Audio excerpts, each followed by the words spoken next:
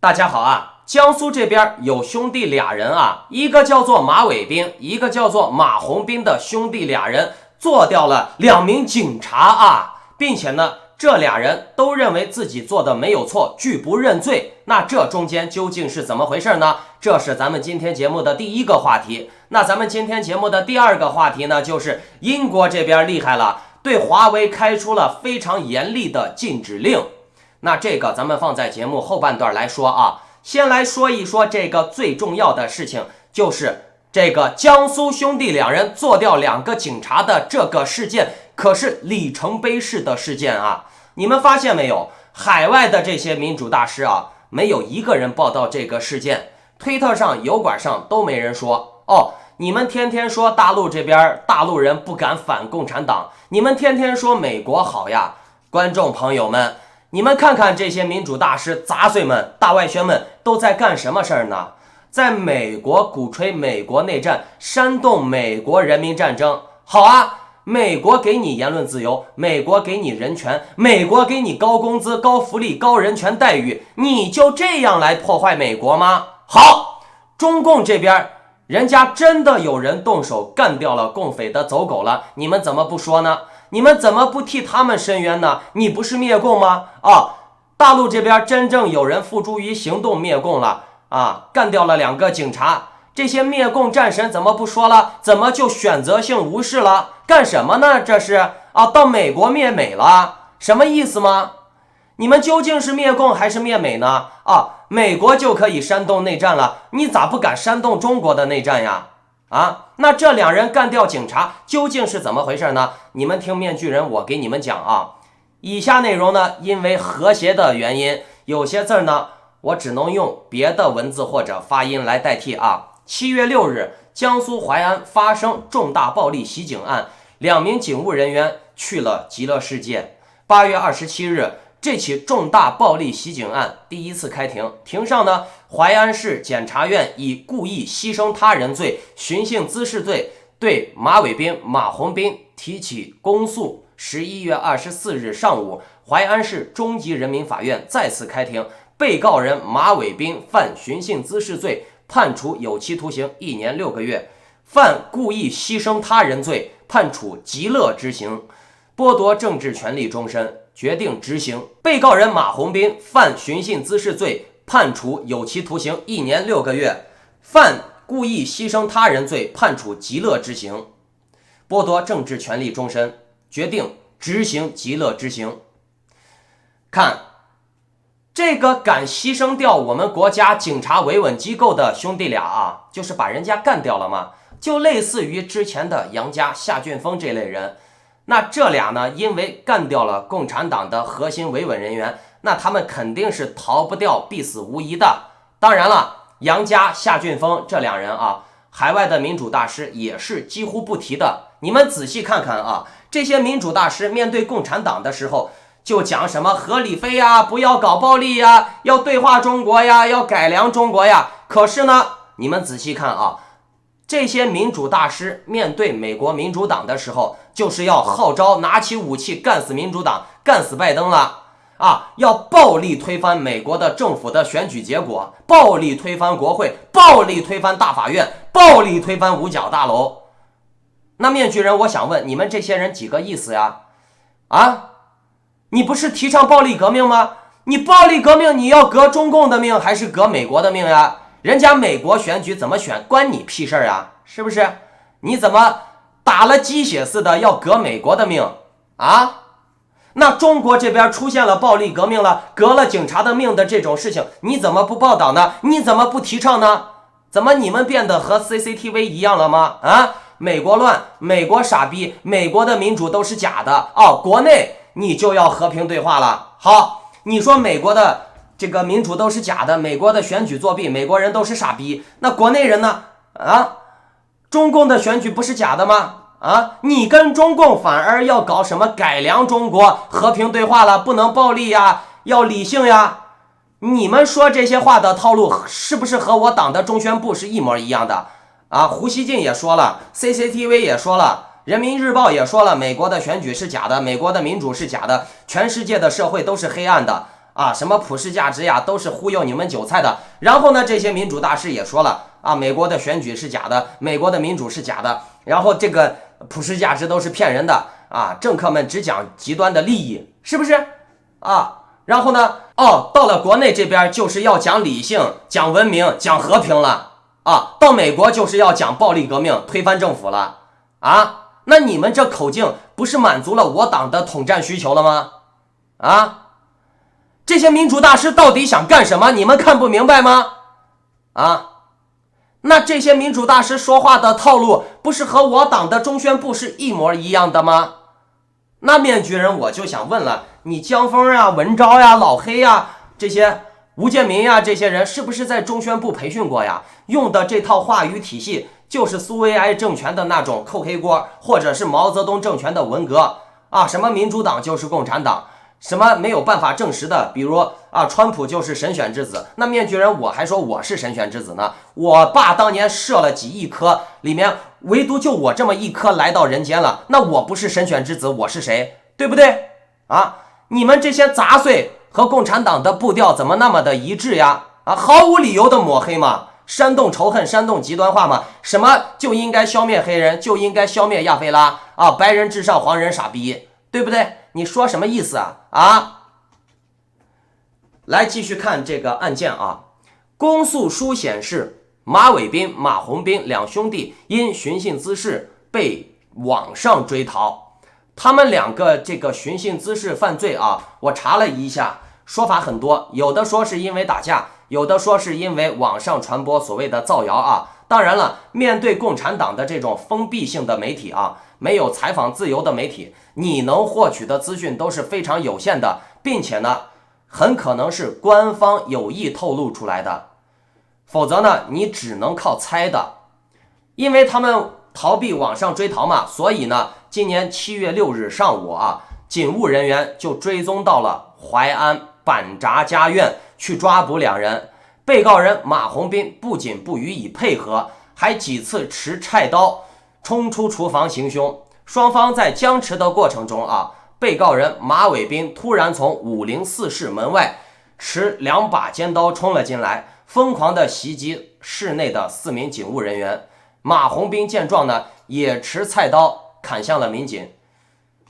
导致了民警王涛和安叶雷倒在了番茄酱中，吴俊受伤。而后呢，马伟斌、马红斌逃离现场，直至最终被抓。被抓捕的时候呢，两人还带着刀具。看到这儿啊，面具人我就奇怪了，为什么这种训练有素的警察4打2都打不过，还挂了2个？这又让我想起来了，当年杨家啊，也只是一个小伙子，没有受过什么专业的军事训练，然后呢，仅凭一人之力就团灭整个警察局了。其实呀，面具人，我告诉你们啊，中国的这个警察系统啊，里面能打的人还真不多，差不多都是那种警校啊，或者是有些甚至是技校啊，很多人甚至都没有经过专业的训练的这种关系户，就去警察局上班了。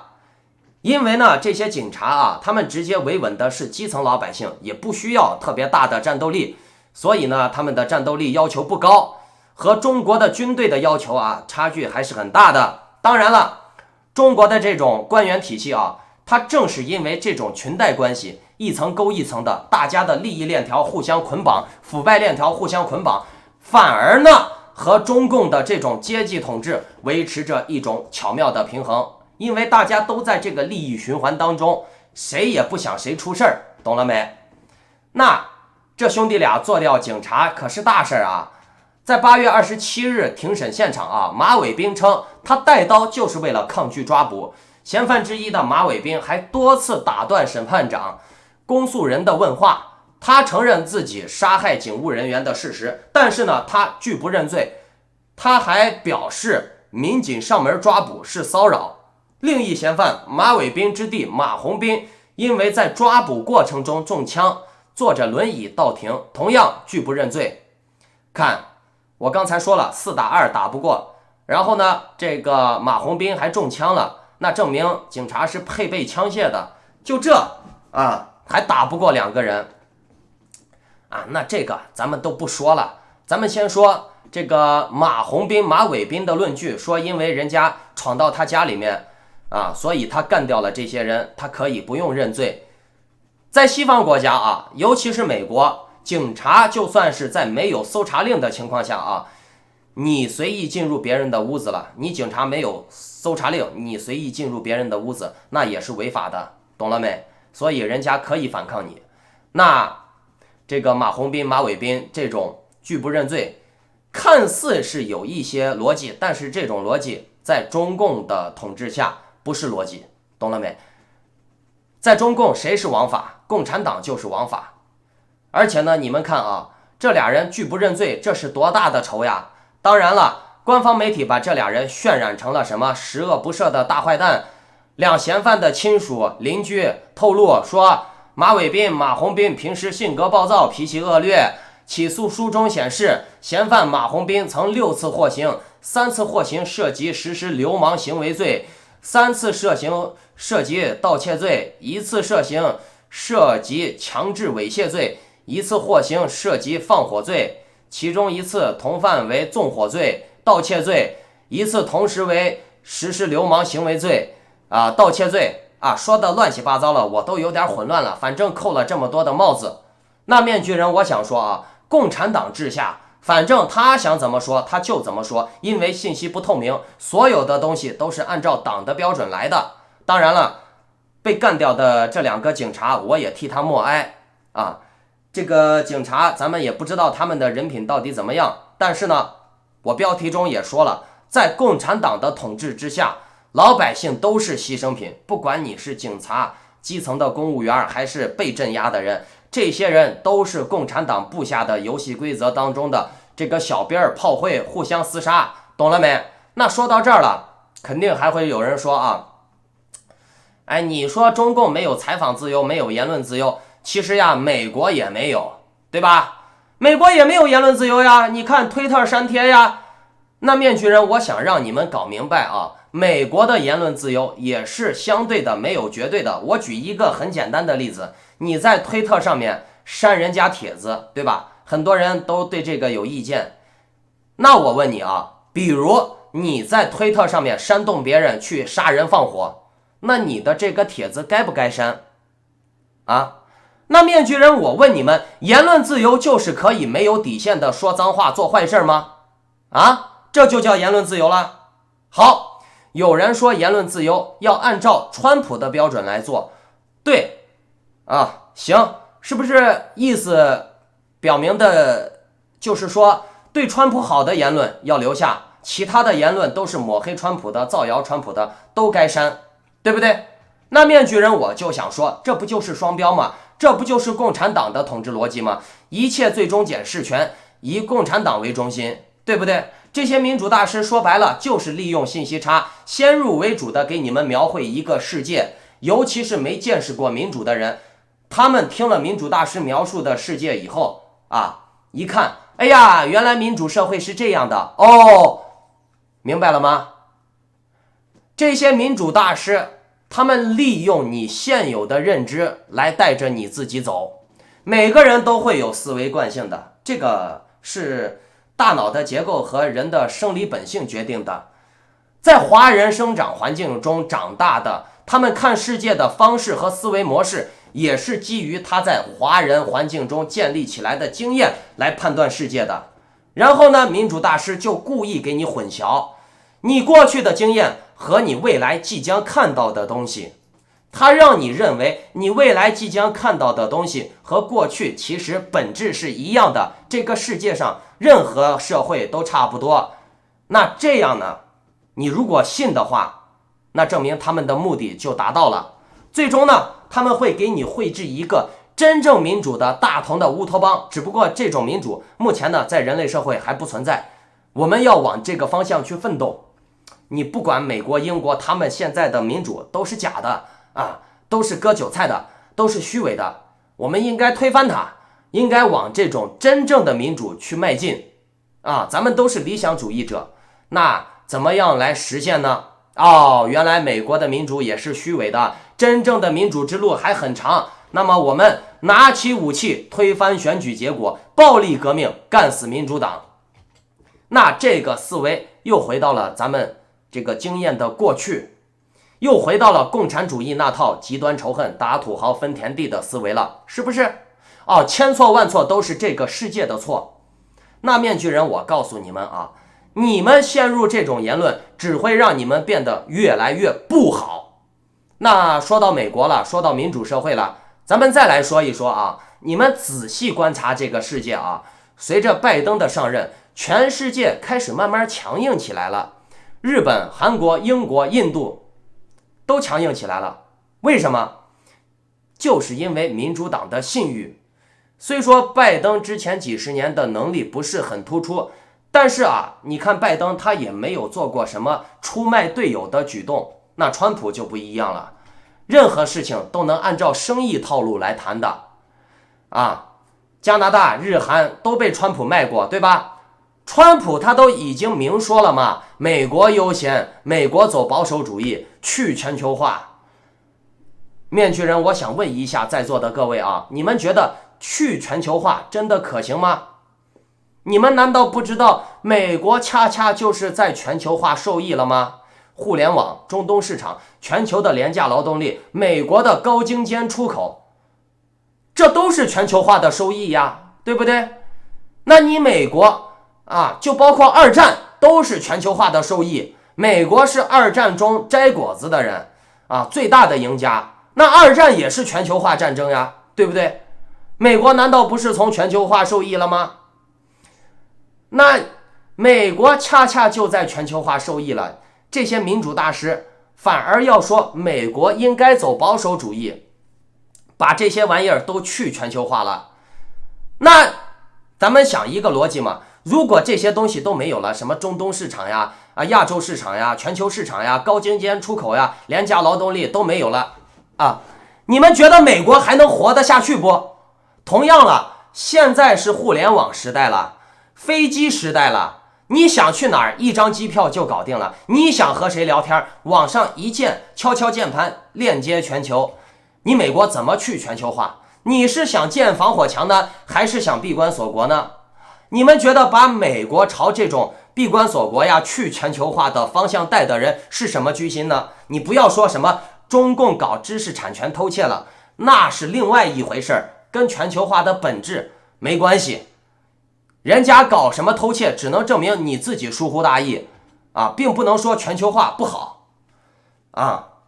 这些民主大师到底什么居心呢？让美国走退缩、走保守、走闭关锁国同样的，美国花了几十年才从这种种族之间的仇杀斗争中走了出来，达到了现在这种多民族互相和谐、多民族互相理解的环境那你们这些民主大师，华人鼓吹种族歧视，什么白人至上，甚至说要消灭黑人、消灭亚非拉。那面具人，我就想问你们这些民主大师究竟是什么居心呢？你们什么意思吗？你们难道真的想让美国再回到那种种族大乱斗的黑暗年代，是不是什么意思？你们想干嘛那我刚才说到了，全世界随着民主党的上台变得更加强硬了，首当其冲的就是英国。这个英国现在猛得很。英国在今年7月就已经宣布了全面禁止华为参与英国 5G 的网络建设之后呢，在近日他们的国会准备将此议案纳入法律，预计将在议会展开第一轮激辩。你们看好之前英国就想对华为来硬的，但是呢又怕被川普的这种卖大豆的行为顺便把自己的英国当筹码卖了，孤军奋战，所以呢无法一人单挑中俄，所以英国只是停留在嘴炮阶段。那川普可不是吗？加拿大帮你抓完人以后，你回过头来就给加拿大加关税，然后割了日韩台湾的韭菜，不让他们卖芯片，但是呢美国可以卖，你这不是双标吗？你这不是联合习近平割韭菜，这是啥？反而呢削弱了东亚国家对习近平的牵制能力。所以呢因为这些原因呢，英国不敢大刀阔斧地针对中共，他们的行为呢仅仅停留在口炮阶段。但是呢在拜登上台宣布将要团结西方盟友以后呢，围剿中共以后呢，英国这边呢有大举动了。英国政府周二，也就是11月24日，提出通讯安全法案的草案，预计将进一步将7月禁用华为的宣言透过法律加以落实。英国的电信商原本是各自设定信息安全的标准，在政府立法后，将会有责任的根据政府的指示管控高风险设备供应商所带来的风险。违反法律使用华为的设备的电信商将会面临到高达营业额10%的重罚，或者是每天10万英镑，那也就是13.3万美金，接近70-80万人民币每天的罚款啊！想一想，可怕不可怕？这个数字太恐怖了，70-80万人民币啊！面具人我也要挣10年8年的，大陆人甚至有些人收入低的要挣几十年呢，这一天就给你罚掉了，吓人啊！那这个法案中也写到了这些做法是在人们的自律失灵以后，为优化信息安全措施提供的保障。那这个法案中也写到了，这些做法是在人们自律失灵时为优化信息安全措施提供的保障。对华为的监控与安全性的评估将会由英国广播电视监管机构英国通讯管理局负责。英国数字大臣道登说，这项开创性的法案将让英国的电信安全制度成为世界上最严格的制度之一，并允许我们采取必要的行动来保护我们的网络。这个法案一旦出台等于这个华为在英国可以说是完蛋了，死定了，因为没人会冒如此之大的风险，如此之大的罚款去用华为了。这个大臣道登的部门也说了该法案如果通过，将是保护英国免受恶意网络活动、国家资助的行动或者犯罪攻击的重大举措。英国国家网络安全中心的技术总监莱维说，5G 和1000兆宽频为我们的国家提供了巨大的机会。然而呢，当我们从中受益时呢，我们也需要提高国家网络的安全性。运营商也需要知道我们期待他们达到什么样的效果。他们说这个话面具人我给你白话一下他们的意思就是不信任华为。确实华为有很多的后门呀、监控呀、窃取情报呀包括给伊朗输送资金呀、输送技术包括中共搞的这种人权迫害呀、迫害香港人呀、迫害新疆人呀、搞大数据监控呀、搞大外宣渗透搞这种打着民主反民主呀，这种玩意儿真的是臭名昭著本来呢，打着民主反民主这些人权人士在西方国家伪装的像模像样的，可是呢，经过这次给美国总统大选干涉打鸡血以后呢，全部暴露出来了，全世界都长眼睛看着呢。所以呢，人家英国人也不是傻逼，人家英国人对中共有戒备心很正常。英国政府原先呢并未决定禁用华为，但是呢，却在今年7月份改变政策，宣布将在今年年底，谁都不能再采购任何华为的新产品了。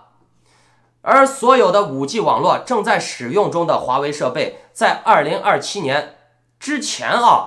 就是2027年以前都要被移除。直到现在你们看，民主党胜选了以后，英国直接有底气的和华为要刚到底了。出台这种一天罚70-80万人民币的法案，那直接等于要了华为老命了。面具人，我给你们说你们千万不要听这些什么民主大师给你们说的什么分裂论各个国家分成小国，美国大国分成小国，这样呢，美国就能更强，美国就更好了。美国都他妈的分成你妈逼的小国了，还抢你妈了个蛋嘞，对不对？这些民主大师给你们说美国应该南北内战但是面具人，我告诉你们你们想一个逻辑吗？看面具人我说的对不对？美国是分裂成碎渣渣好呢，还是说美国强大了，西方团结了，这个世界上越来越多的国家认可美国的价值观，团结向美国，这样更好呢？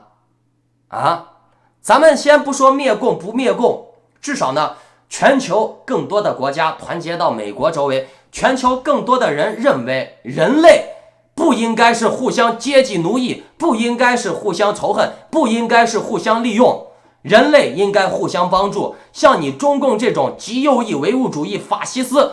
这种欺压剥削是不对的，全世界人民都认为有主流价值观，全世界的国家都越来越强，孤立你中国好呢，还是说各个国家自己自我孤立、自我保守、自我倒退，哪一个好？你觉得中共在哪一个环节中更能找到机会？你告诉我。